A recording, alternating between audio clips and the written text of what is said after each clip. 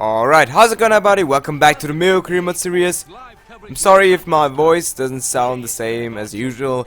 It's mainly because yesterday I was at the Freiburg game and it was a derby against Hoffenheim. And basically my voice is almost gone, but I'm still gonna make this video because I wanted to bring you some MILLWALL. And we had this Champions League game. It's actually our last game in the group stages against Fenerbahce. And we are actually through 100% to the round of 16, yeah. And however, I think we do need one more point to secure it, because if Leverkusen win it, I think it's actually first it's head-to-head record, and as you may remember, we've won against them 1-0 and also lost to them 1-0. And if they win and we lose, their goal difference would be better. So pretty much a draw would be enough to make it 100% that we go through first, which would be pretty amazing actually. But as you can see, the first half really was just boring. We had one good chance with Isaac Bealey, and Fenerbahce also only with 2 chances that really weren't anywhere near decisive. However, I decided to bring in 2 of my youth players, Matt Sandell and Gary Wilkinson, because they never get any playing time, and in this match we are already through to the round of 16 of the Champions League. I decided to give them a chance, and also Fabrice Olinga is going to play, our man on loan from Juventus. However, Fenerbahce in the 85th minute get a goal here. I can't explain what David Ford was doing. It was actually pretty shocking, to be honest. I mean, he keeps complaining about his playing time, and then I give him some playing time, and then most of the times, or actually not most of the times, but sometimes, it's just this shocking mistake by him. And it just always gives me a headache and makes me think, mate, Ford, why do I keep giving you those chances? Maybe Dyer kind of blocked his side. I don't know, but still Ford has to save that. However, in stoppage time, Gnabry, out of all people, heads the ball in, and it's actually 1-1. And I don't know, that was actually our only good chance after the Isaac Bealey chance in the 3rd minute. And it was just a terrible game by us going forward. Fenerbahce were very good defensively, and Gnabry, again, out of all people, with the header there. But anyways, I'm not gonna complain, obviously. Gnabry, he's actually scored already 2 or 3 headers for us, which is quite weird. And as you can see, the ref blues whistle right away after they kicked off. So yeah, that's it. We have gone through to the round of 16 in first place in our group, which really was pretty tough actually. Istanbul, they were no step over, as you may remember. They've actually beat Real Madrid.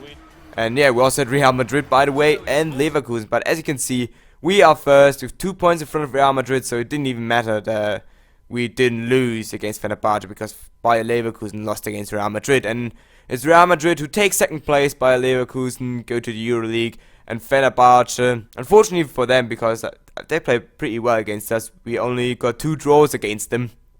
They will have no more European football this season. Looking at the other groups, Anderlecht actually in front of Roma win Group A, Barcelona and PSV in Group B, Spurs and Schalke in Group C are going through, Dortmund and Benfica in Group D, Bayern and Celtic actually in front of Valencia, take it in Group E, I think it was, and Ajax and Chelsea. Ajax actually in front of Chelsea in Group F, and in Group H it's Juventus and Galatasaray who progress to the round of 16. So just to get kind of an idea what kind of teams we could face in the next round, we get £10 million for progressing in the Champions League. So we definitely could do something in the next transfer window, which is pretty soon. As you can see, we have the 12th of December. And this is pretty much my budget. 12.3 million with 78k wages. We could still obviously adjust that, but now we have a game against Swansea City at home, and as you can see, I have Danny Ings playing up front here. We have a pretty strong side because we played a lot of reserves last game. However, it's Beavers and Najeti at the centre back positions, and looking at Swansea side, really nothing special, to be honest. They've got Sigurdsson on the bench. They've got Shelby, the only starter who is really worth mentioning, in my opinion. Maybe Britain too, but they're naughty with a nice save in the 33rd minute. This game again had a very slow start, especially to us. First half, really, besides that save by Nardi, was unspectacular. Not many highlights, actually no highlights at all, besides those two that I show you, and they're Dyer with a pretty terrible shot after some nice passing out of the corner by them. In the 69th minute, I decided to give Chifchi a chance here for Danny Ings, who wasn't doing anything for me, but nobody was really doing anything for me, to be honest. And there Chifchi gets our first chance, I guess you could say, but is blocked, and it was a pretty terrible shot. I then decided to go with the 4-1-2-1-2, bring in Selke for Dominic Anderson just to get a spark offensively, but in the end it was just one of the most boring 0-0s in this series, and it was shocking that we couldn't get anything going offensively pretty much for the second game in a row, because against Fenerbahce we only had 2 good chances. In this one we had no good chances at all, because they were defending very well, and I think the 0-0 draw is very much deserved, because Swansea wasn't doing that much either. As you can see, Isaac Bealey here is on that one for the future feature that you sometimes get in the menu. And I took a look at the goalkeeper, Alex McCarthy from QPR. I'm not sure whether I want to keep going with Polnardi, even though he's playing well. He's not progressing, and that is kind of a shame. But I think if I go for a keeper, it's probably going to be Jack Butland, because he's younger than McCarthy.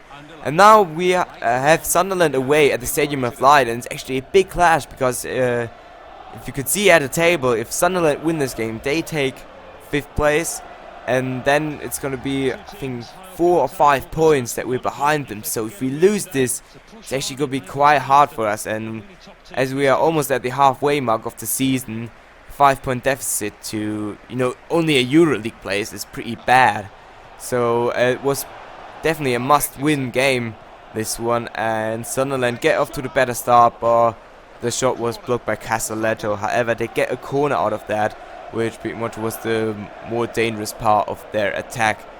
And it was Juazinho with the header. Polnardi very hesitant there, and he luckily misses as his header goes over the bar. And now a great play by Zelalem there as he wins us the ball. We are pretty much on the counter attack. Zivkovic plays it to Danny Ings, and I thought I messed up there, shooting too early, but Danny Ings still makes the goalkeeper a pretty shameful attempt to save that, to be honest. But in the 57th minute we take the lead, and Danny Ings with the shot here. I don't know, the keeper really should have done better, shouldn't he? Maybe his sight was blocked by the defender, but no, I don't think so. He probably should have saved that. Maybe the defender was interfering a little bit, but I don't know. He still should have saved that, really. And it's Danny Ings' 5th goal this season. I think Chifchi, Zivkovic and Danny Ings each have 5 goals now, which is pretty interesting actually. So our 3-headed monster at attack have combined for 15 goals. And yeah, now it's Zivkovic here with the ball, gets through, gets tackled from behind, and for some reason it's no penalty. Even though he hit the ball, I guess, it still was a tackle from behind in the box. Should have been a penalty in my opinion. And I decided to bring in Davy Selke for Zivkovic just to give him a rest. And that was actually pretty funny. I wins the ball, standing with a great ball to Zivkovic, and just before he gets subbed out, he decides, no, before I get out of here, I want to get a goal. And he does just that in the 71st minute. But that ball by Stenderer was just world class from a man on loan from Atletico, and Zivkovic scores a 6th goal this season with a nice finish there. This time no chance for the keeper really, and was just an easy finish for Zivkovic. What is his finishing rating? I think 88 or something ridiculous like that. And Polnardi celebrating this goal. He didn't have much to do in this game so far, and his only mistake, I guess, did not get punished. And Zivkovic actually looked a bit pissed after he got taken off, which was quite funny. And there Nardi with the first save he had to make in this game, a pretty nice one, and we win this game pretty comfortably 2-0 against Sunderland, which are some vital 3 points, because you're gonna see in the table we are getting much closer to those Champions League spots after we kind of slipped away from them The last 1 or 2 months were not the best for us, really. But now we've pretty much came back. And yeah, we have a player return from injury. Remember him? Aiden O'Brien. He actually got hurt in the preseason friendlies and had to take a break all the way until now, which was actually insane. That's pretty much almost half a year he was missing out. And yeah, if we look at the table, we are only 2 points behind Arsenal, who we face next episode actually, and only 1 point behind Liverpool. So we've caught up, and we are almost at the halfway mark of the season. We are still in pretty good position, very tight race up front. And yeah, as you can see, we do have Arsenal next time at the Emirates, which is going to be a pretty tough game. Anyways, a bit of a shorter episode this time because there wasn't many highlights. But anyways, hope you guys still enjoyed it. Leave a like if you did, subscribe for more Miracle Remote, and support the series. Till the next time, see you guys then. Goodbye.